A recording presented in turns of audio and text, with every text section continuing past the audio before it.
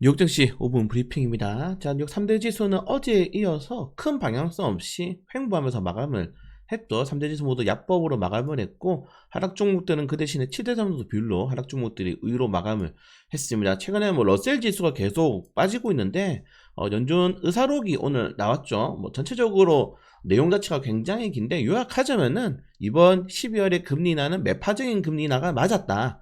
일단 경제 지표들이 굉장히 조금 확인할 수 없었죠. 셧다운 때문에. 그래서 내년 1월 달에 발표되는 경제 지표들도 이번에 뭉퉁거리로 모아서 나오기 때문에 그 지표들이 좀 중요할 것 같고, 일단은 전체적인 이런 인플레이션이라든가 이런 고용 지표에 대해서 아직 불확실성이 많다라는 것들이 중점적인 내용이라고 생각하시면 될 것 같습니다. 내년에는 연준 인사들이 또 바뀌게 됩니다. 근데 좀 아쉬운 게 이번에 어차피 가는 사람 오는 사람으로 쳤을 때 그렇게 크게 좀 변동성이 있진 않아요. 사실 이번 이 12월 달에 연준 의사록을 보시면은 반대했던 인사가 이제 금리 인하를 반대했던 인사가 3명인데 이 스티븐 미란 같은 경우에는 금리를 크게 더 내려야 된다라고 반대를 했는데, 이 사람은 1월 달에 만기가 됩니다. 1월 달에 연준 임기가 만기가 되고, 오산구스비, 슈미드 같은 경우에는 금리 동결 때문에 반대했고, 이번에 나머지는 매파적인 인하를 한 거죠. 그래서 이제 새롭게 진입하는 인사들이 베스 에맥, 안나 폴슨, 로리 로건, 닐 카시카리가 이제 새롭게 진행이 되고, 수잔 콜린스, 여기 있죠. 수잔 콜린스.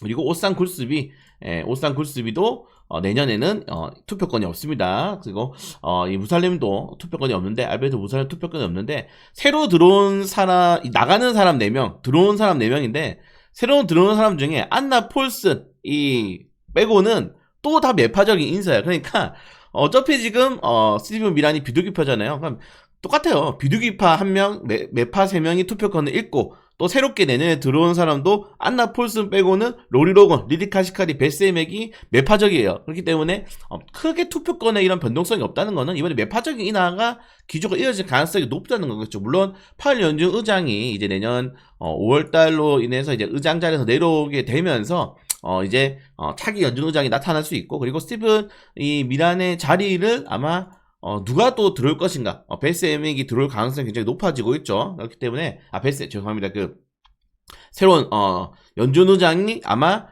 새롭게 임명되면은 요 공석에 들어올 수가 있을 가능성도 크다라고 하고 있더라고요. 그래서 연준 이 인사가 누가 될지는 아직 명확하게 나오지 않았지만은, 그래서 스티븐 미란 자리에 새로운 연준 인사가 들어갈 것인가, 아니면은 5월달 넘어서 연준 의장 후보가 들어갈 것인가, 이것도 굉장히 좀 중요한 거라고 생각됩니다. 그래서 내년까지도 좀 이 금리에 대해서 굉장히 시장에 대해서는 좀 확정적인 인하 기조보다는, 그래서 시장 자체에 보시는 것처럼 CME 패드워치 기준으로 내년에는 2번 정도가 좀 예상이 되어 있는데, 일단은 최소 2번을 어디까지 키워나갈 수 있을까지가 중요하지 않을까. 그래서 최소 2번에서 이 새로운 연준 의장과 트럼프 대통령의 이제 총선 결과에 따라서 금리의 변동성이 좀 결과가 나오지 않을까 생각이 됩니다. 자, 이렇다는 거는 시장이 좀 올해 초에 기대했던 이 2.5% 미만으로의 기준금리 인하가 쉽지 않을 수 있다는 거죠. 이렇기 때문에 최근 러셀 지수들이 이 부진한 이유 자체가 요거다.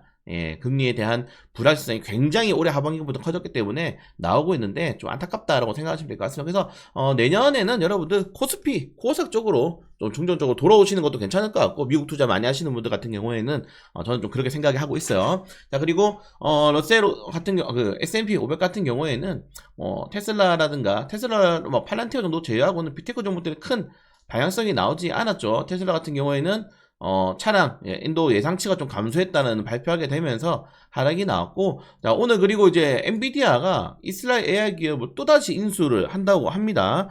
최근에 그록을 26조 원 정도 인수했고, 그리고 이번에 이제 AI 21 같은 경우에는 21랩스 같은 경우에는 4조 정도, 우리나라 돈으로 20억에서 30억 달러니까 4조 정도를 인수한다고 하는데, 최근에 엔비디아가 굉장히 현금을 많이 쓰죠. 근데 엔비디아가 3분기 기준으로 현금 보유액이 83조 원입니다.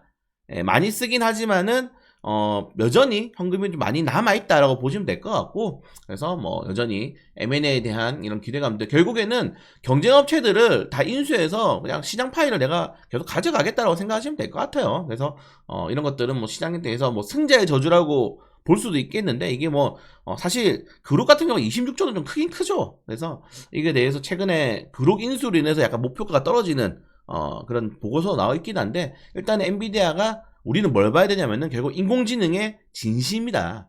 네 가지 현금의 4분의 1을 써서라도 AI 경쟁 기업을 인수하는 것 자체부터가 지금 인공지능 시대가 얼마나 경쟁적인지 우리가 알 수 있기 때문에, 사실 이런 이슈는 여러분들 반도체 기업들에게도 호재입니다. 반도체 더 쓰겠다는 거 아니야. 생각해보세요. 시장이 죽으면 이거 인수하겠습니까? 그래서 내년에도 삼성전자 엔비디아, 삼성전자 SK하이닉스야 또.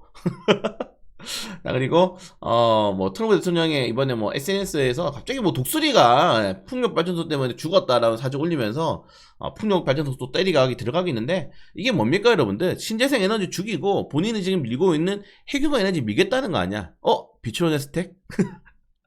자, 아무튼 이렇게 생각하시면 될 것 같고, 자, 원자재는 계속 변동성이 큽니다. 이번 주에. 네, 주간 변동성이 굉장히 높은데, 이번 월가에서 이 유명 투자자 조테나노바의 이 기금속에 대한 포트폴리오 변경이 있었다 라고 하게 되면서 그 ETF에 대한 매도 좀 나왔다고 해요. 그래서 너무 많이 올랐다. 그리고 구조적으로 지금 약간 문제가 있긴 하지만은, 지금 은이나 금 같은 경우에는 구조적보다는 투자 쪽으로 좀 잡혀가고 있기 때문에 항상 모든 투자 쪽에 대한 이런 유동성은 변동성을 대변한다 라고 좀 생각하시면은 될 것 같습니다. 자, 오늘 국내 코스피는 플러스 0.39%로 마감을 했는데, 어차피 이제 뉴욕 증시 오늘은 조기 폐장, 내일은 휴장이 있고 우리나라는 금요일날 또 개장하기 때문에 금요일까지 쉬신다 생각하시면 될 것 같아요. 그냥 쉬세요 좀. 네, 오늘도 막 아침부터 왜 개장 안 하냐고 저한테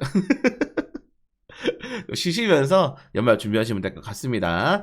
자, 연말 잘 보내시고요. 저는 또 이제 또 금, 토, 일 저는 이제 연휴라고 보고 있는데, 또 1월 증시 전망 올려드릴 거고, 뭐 뉴욕 증시도 계속 올려드릴 거라서 뭐 너무 심심해하지 않았으면 합니다.